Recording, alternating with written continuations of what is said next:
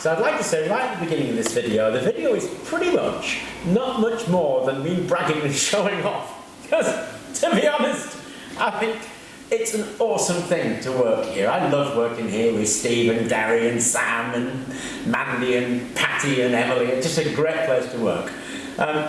We get to play with things, whatever comes up really, whether it's a thing that comes out of our head or it's something that somebody comes along and says, I want you to have a look at this, then we just get to play with things. And of course we play with it in a certain way. This is a fine example of how we approach stuff. You've got our solution to a problem that I'm going to describe in a minute in a coffee jar. I just love working here. So somebody come to us and said, listen, I've got an application that I want for a heating ink, but I don't want to bother with all the electronics. I don't want to have anything where somebody's got to cart around a whole computer with them to keep control of whatever it is. Now there are materials out there that can do that, and they're called materials with a positive thermal coefficient. The way they work is, when you apply a current with a resistance across a material, it gets hot. As it gets hot, it expands. As it expands, it pulls the conductive particles apart.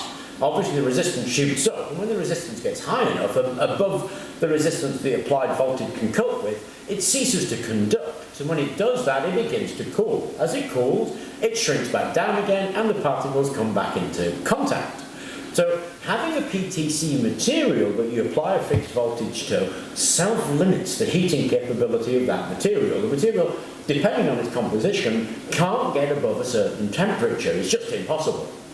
So we designed a PTC ink for exactly that reason. We wanted to be able to make something where we could heat it, but not have control electronics. Now there's a load of good applications for that, and heated clothing would be a fine example of one, where you want to wear something, you don't want to carry a belt full of control electronics nor a massive battery. You just want something that's wearable, easily controls itself. And so we looked at that as an idea, and we came up with our PTC ink, and we applied it to this. It's a bit of bedsheet I got from the local supermarket. I went down there, bought a bedsheet, and tore some strips off. And on the other side of it, we've got the PTC ink. And as you can see, the PTC ink is pretty flexible.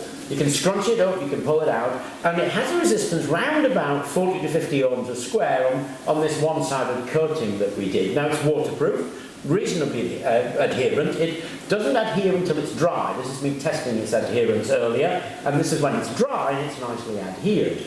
Now, it's not a cure-all. You can't replace this with other heating inks for lots of reasons. One, it uses volatile organic solvents to make it, so it's not a particularly nice one to work with because it's very stinky.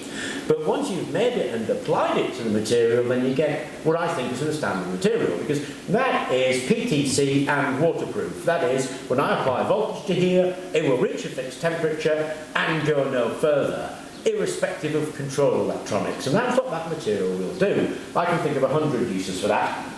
Now, we've put a piece of the material on some acrylic here, a couple of bus bars, and I'm running that at 24 volts, and it's basically a 12-watt heater. And the other thing that happens with PTC, incidentally, is it heats fairly evenly across the surface. If you get a small area where you've got slightly too much material, it will get hotter quicker and of course expand and then cease to heat. So the overall surface tends to be much more evenly heated than when you're using a heating ink, which you have to do other things to control that. Be very careful with the thickness of a heating ink to make sure you get even temperature. Here it doesn't really matter, and that's at 39 degrees, and it's at 39 degrees across most of the surface there, apart from this edge bit where I was a bit slap happy. The bench, incidentally, is at 18 degrees, so we're applying 12 watts, 24 volts. We've got 40 degrees heat on here, 18 degrees heat on here. So it's working just beautifully across this piece that we've actually put on our bit of acrylic. But the PTC ink doesn't really stop there, incidentally, although it is nicely flexible. There's another quality it's got. That is, it can act as a pressure sensor. So I've got a bit here where I've connected it to the resistance meter, and I've put a bit between these two bits of copper, and it's giving me a resistance reading of around about 400 ohms or so. Now if I just press that gently, that drops to about 4 ohms and then shoots back up again to 400 ohms. So that makes an awesome pressure sensor. If I did something with this in the same way we do a heating mat, but instead of doing a solid block, I printed lines going one way, then dotted our ink on it, and then lines going the other way. What I've in fact made is something very similar to a keyboard. We can pole that surface then in the same way that you pole a keyboard, and when somebody changes the resistance of that point, like a switch, then the computer could register that, so we can have an underfloor sensor telling you where something is in any position in a large space. Now that can be done, but this gives the ability to do that cheaply, because the whole process can then be a print process because of this PTC ink.